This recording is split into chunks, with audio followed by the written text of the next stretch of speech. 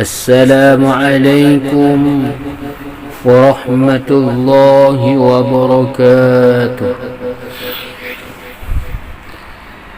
الحمد لله الذي أرسل رسوله بالهدى ودين الحق ليظهره على الدين كله ولو كره المشركون. أشهد أن لا إله إلا الله وحده لا شريك له، وأشهد أن محمدا عبده ورسوله. اللهم صل وسلم على محمد وعلى آله وأصحابه ومن تبعهم بإحسان إلى يوم الدين.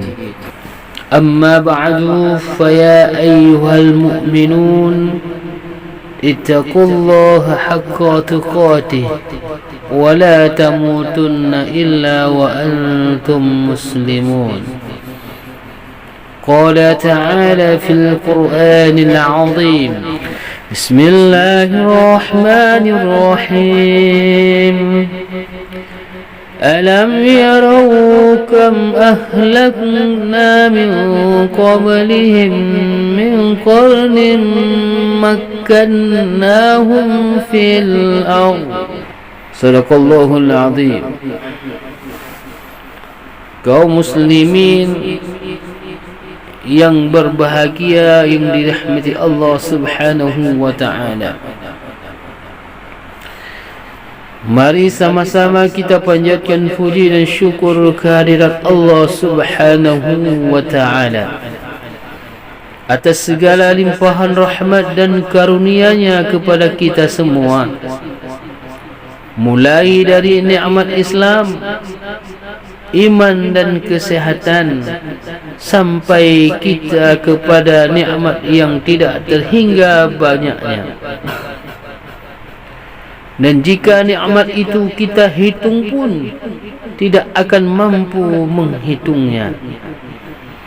Salawat dan salam semoga senantiasa Allah limpahkan kepada Nabi dan Rasulnya yang mulia, Nabi Muhammad bin Abdullah, seorang Nabi dan Rasul teladan serta panutan umat.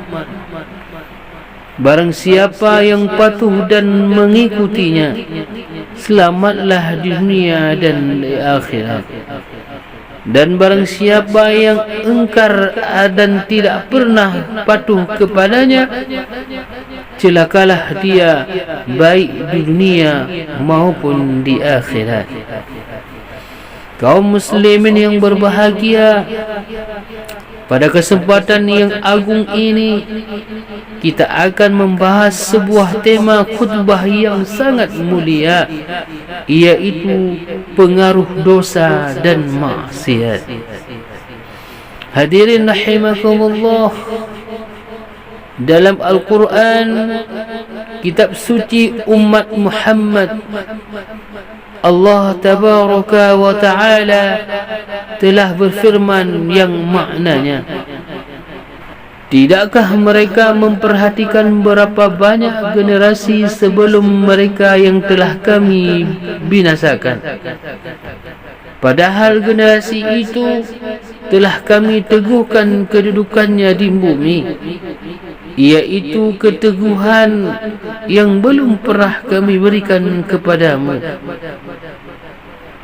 Kami curahkan hujan yang lebat untuk mereka, dan kami jadikan sungai-sungai mengalir di bawah mereka. Kemudian kami binasakan mereka karena dosa-dosa mereka sendiri.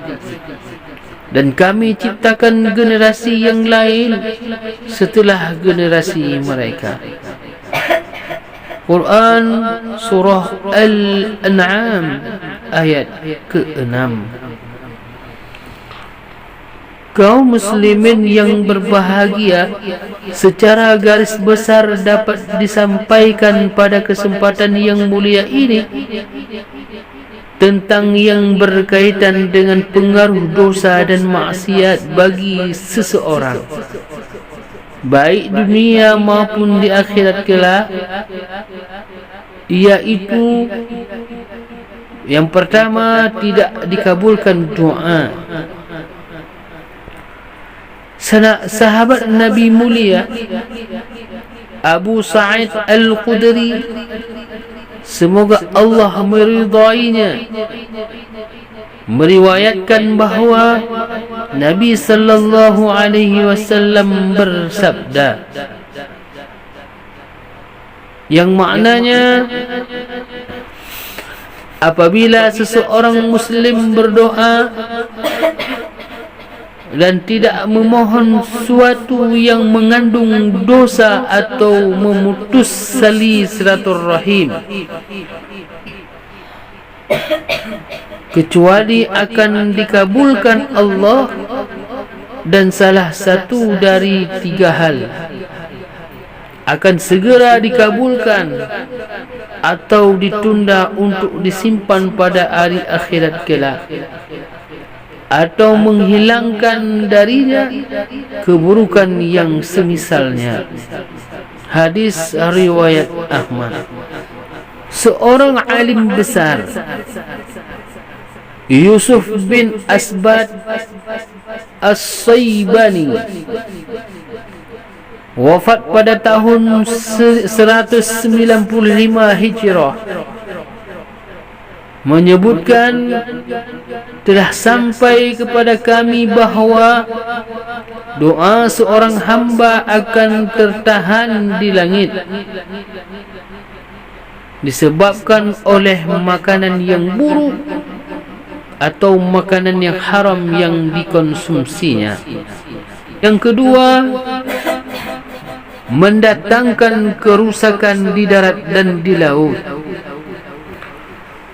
Sesungguhnya perbuatan dosa dan maksiat yang terjadi di muka bumi ini dengan berbagai bentuk dan coraknya, dan mendatangkan berbagai kerusakan baik di darat maupun di laut, udara, tanaman-tanaman, buah-buahan dan tempat tinggal, sebagaimana yang diriwayatkan dari Abu Sa'id Al-Khudri,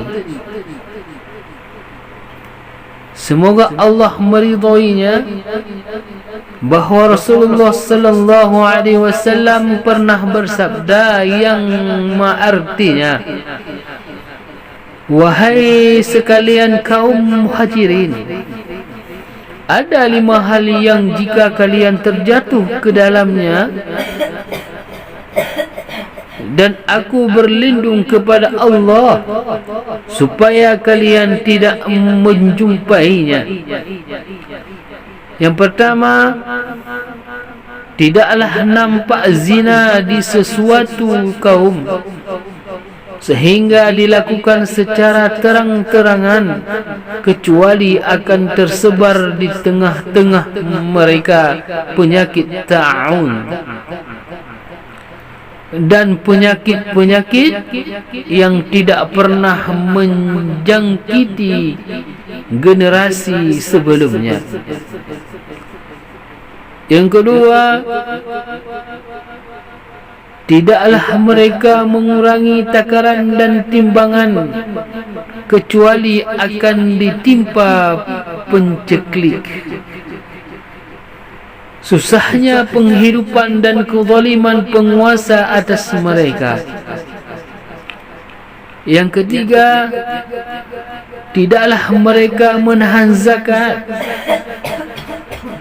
atau tidak membayarnya, kecuali hujan akan ditahan dari langit.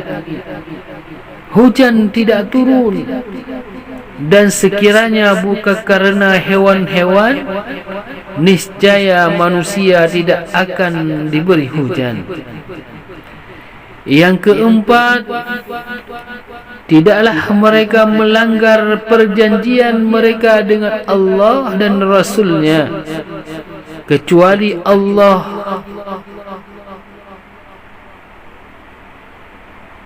kecuali Allah akan menjadikan musuh mereka orang kafir berkuasa atas mereka, lalu musuh tersebut merampas sebagian apa yang mereka miliki. Yang kelima, hadirin berbahagia, dan selama pemimpin-pemimpin mereka kaum muslimin tidak berhukum dengan kitabullah dan mengambil yang terbaik dari apa-apa yang diturunkan oleh Allah Subhanahu wa ta'ala, melainkan Allah akan menjadikan permusuhan di antara mereka. Hadis riwayat Ibnu Majah dan Al-Hakim. Kaum muslimin yang berbahagia, maksiatlah yang menyebabkan kedua nenek moyang manusia dan Adam dan Hawa terusir dari syurga. Maksiatlah yang menyebabkan iblis dilakukan. Maksiatlah yang menyebabkan iblis dikeluarkan dari kelompok para penghuni langit yang mulia menjadi makhluk tercela dan terkutuk. Maksiatlah yang menyebabkan iblis sebagai simbol keburukan dan makhluk yang mengerikan.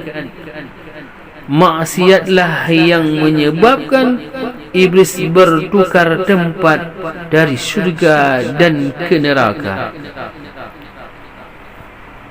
Maksiatlah yang menyebabkan mendatangkan banjir besar-besaran yang melanda kaum alaihi salam. Maksiatlah yang menyebabkan hancur dan binasanya kaum Nabi Hud alaihi salam, yang menyebabkan Allah menghancurkan kaum Nabi Shu'aib alaihi salam.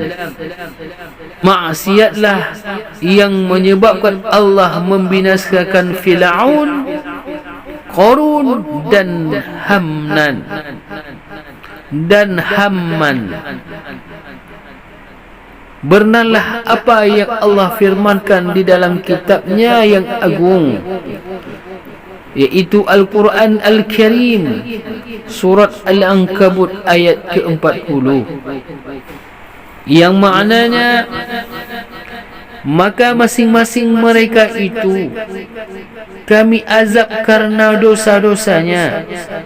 Di antara mereka yang kami timpakan kepadanya hujan batu kerikil, ada yang ditimpa suara keras yang menguntur, ada yang kami benamkan ke dalam bumi, dan ada pula yang kami tenggelamkan. Allah tidak sekali tidak menzalimi mereka, akan tetapi mereka yang menzalimi diri mereka sendiri. Quran surah Al-Ankabut ayat ke-40.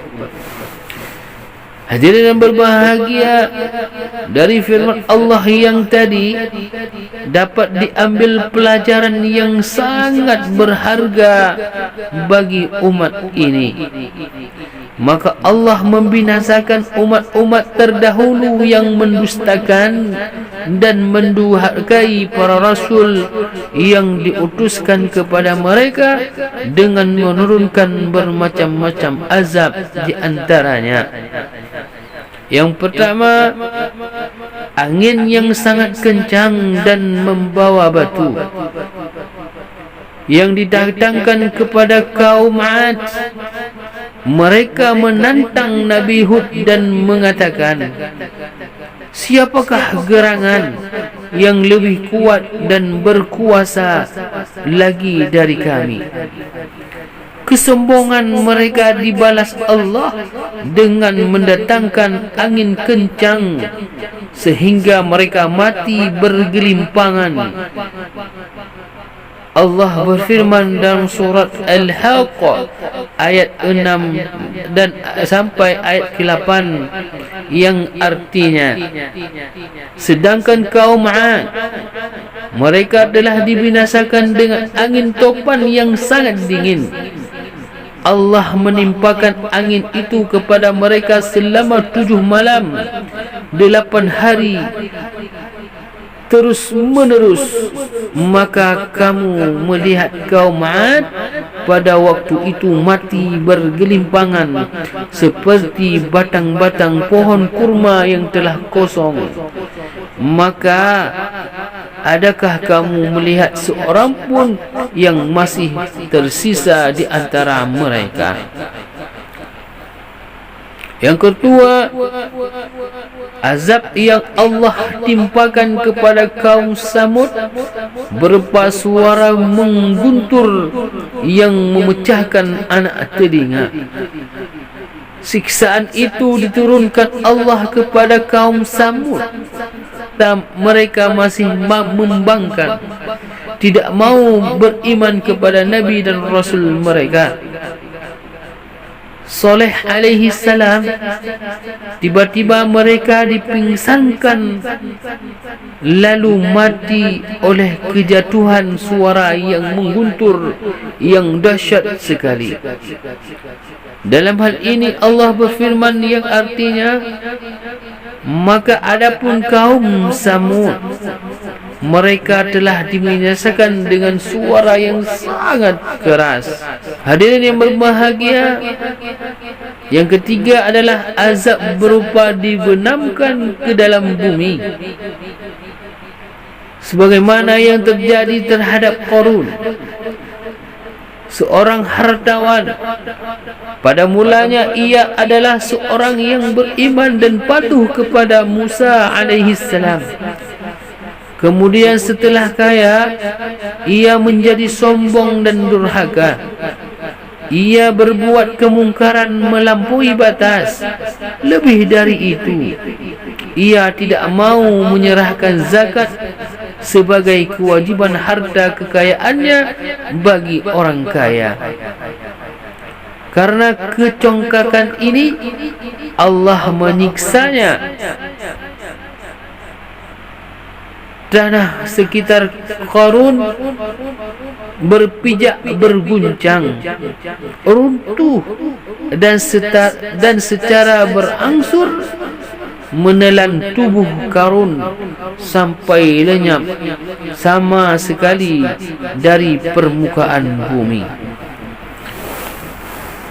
Dalam hal ini Allah tabarakallah firman yang artinya, maka kami benamkan dia, yaitu Qarun bersama rumahnya di dalam bumi, maka tidak ada baginya satu golongan pun yang akan menolongnya selain Allah, dan dia tidak termasuk orang-orang yang dapat membela diri. Quran surat Al-Qasas ayat 81. Yang ketiga, dilanda banjir besar. Hal ini terjadi pada kaum umat Nabi Nuh alaihi salam bersama seluruh hartanya.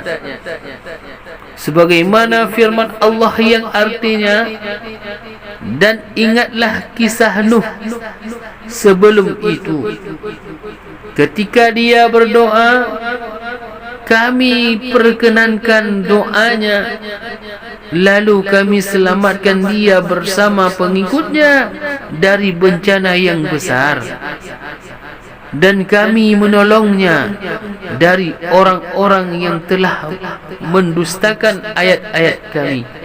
Perkenankan doanya, lalu kami selamatkan dia bersama pengikutnya dari bencana yang besar, dan kami menolongnya dari orang-orang yang telah mendustakan ayat-ayat kami. Sesungguhnya mereka adalah orang-orang yang jahat. maka kami tenggelamkan mereka semuanya. Surah Quran Surah Al-Anbiya ayat 76 dan 77. Yang selanjutnya, selain umat Nabi Nuh alaihi salam, Fir'aun bersama bala tentaranya juga ditenggelamkan Allah di dalam laut, yaitu Laut Merah, sebagai balasan atas kesombongan dan siksaan yang mereka lakukan terhadap Musa alaihissalam dan para pengikutnya. Allah berfirman yang artinya, dan dia Fir'aun dan bala tentaranya berlaku sombong di bumi tanpa alasan yang benar, dan mereka mengira bahawa mereka tidak akan dikembalikan kepada kami. Maka kami siksa dia dan bala tentaranya, lalu kami lemparkan mereka ke dalam laut. Maka perhatikanlah sebagaimana kesudahan orang yang zalim. Quran Surat Al-Qasas ayat 39 dan 40. Kaum muslimin yang berbahagia, semua itu adalah balasan yang setimpal atas kesalahan dan kejahatan yang telah mereka lakukan. Jangan pernah memikir dan jangan pernah berfikir bahawa Allah zalim kepada mereka, tetapi merekalah yang berbuat zalim kepada, dan merekalah yang berbuat zalim terhadap diri mereka sendiri, dan tidak akan menyiksa seseorang kecuali yang mengerjakan perbuatan tercela. Mengazab seseorang tanpa ada kesalahan tidak sesuai dengan sifat Allah yang Maha Adil. Mereka yang tersebut dalam ayat-ayat yang lalu disiksa karena dosa dan kekafiran mereka terhadap Allah dan Rasulnya. Di samping itu juga karena mereka menyembah berhala yang merupakan perbuatan syirik serta mengingkari nikmat yang diberikan kepadanya. Hadirin kaum muslimin rahimakumullah, demikianlah khutbah singkat yang sangat mulia ini. Mudah-mudahan ada manfaat bagi khatib dan kepada hadirin rahimakumullah yang dimuliakan oleh Allah Subhanahu wa ta'ala. Barakallahu li wa lakum fil Qur'anil azim, wa nafa'ani wa iyyakum bima fihi minal ayati wa zikril hakim, wa taqabbala minni wa minkum tilawatahu innahu huwas sami'ul alim. أقول قولي هذا واستغفر الله العظيم أقول قولي هذا واستغفر الله العظيم لي ولكم فاستغفروه إنه هو الغفور الرحيم.